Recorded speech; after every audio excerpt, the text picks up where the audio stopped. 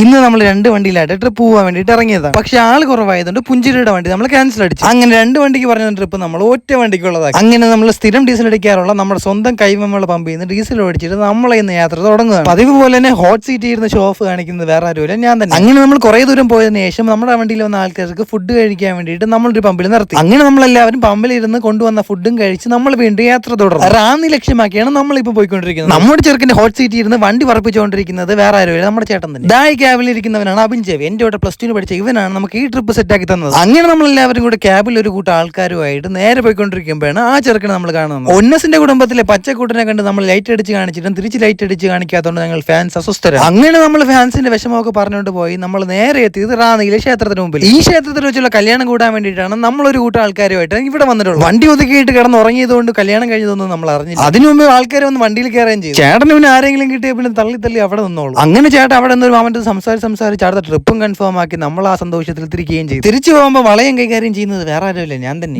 ഇവനാണെങ്കിൽ ഒരു നാരങ്ങയും കൈ പിടിച്ച് പീസും കാണിച്ചോണ്ട് ഇരിപ്പാണ്. ഞാൻ വണ്ടി ഓടിക്കുന്നതുകൊണ്ട് ചേട്ടൻ ക്യാമറ കൈകാര്യം ചെയ്ത് തുടങ്ങിയിരിക്കുകയാണ്. സുഹൃത്തുക്കളെ, കാർട്ടലിന്റെ വളയം കിട്ടി പിന്നെ എനിക്ക് വേറെ ഒന്നും വേണ്ട. ചോറും വേണ്ട, വെള്ളവും വേണ്ട, ഒന്നും വേണ്ട. റാന്നിന്ന് തിരിച്ചു വരുന്ന വഴിയാണ് വണ്ടി ഓടിക്കാൻ കിടിലോ എന്ന് പറയുന്നത്. അങ്ങനെ മലയോര ഹൈവേക്ക് വണ്ടി ഓടിച്ച് നമ്മൾ നേരെ എത്തിയത് പോത്തങ്കോട്. ഞാൻ നേരത്തെ പറഞ്ഞല്ലോ, എനിക്ക് വെള്ളവും ഭക്ഷണവും ഒന്നും വേണ്ടെങ്കിലും വണ്ടിയിൽ വന്നവർക്ക് അതെല്ലാം വേണമല്ലോ. അങ്ങനെ അവർക്ക് ചായയും കടയും കഴിക്കാൻ വേണ്ടിയിട്ട് നമ്മൾ ഇതുകൊണ്ട് ദേ കാണുന്ന കടയിൽ നിർത്തി. കടയുടെ മുമ്പിൽ കൊണ്ട് നിർത്തിയതുകൊണ്ടാണെന്ന് തോന്നുന്നു എനിക്കും ചെറുതായിട്ടൊരു വിശപ്പോ വെള്ളദാഹവും ഒക്കെ പോലെ. പിന്നെ നേരെ പോയി ഒരു ചായയും 2 കടയും കഴിച്ച് വണ്ടിക്കകത്തിരുന്ന് ഉറങ്ങി. ഞാൻ ഉറങ്ങിയ സമയം കൊണ്ട് ചേട്ടൻ കൊണ്ട് ആളെ ഇറക്കി വണ്ടി കൊണ്ട് ഷെഡ് ഇടുകയും ചെയ്തു.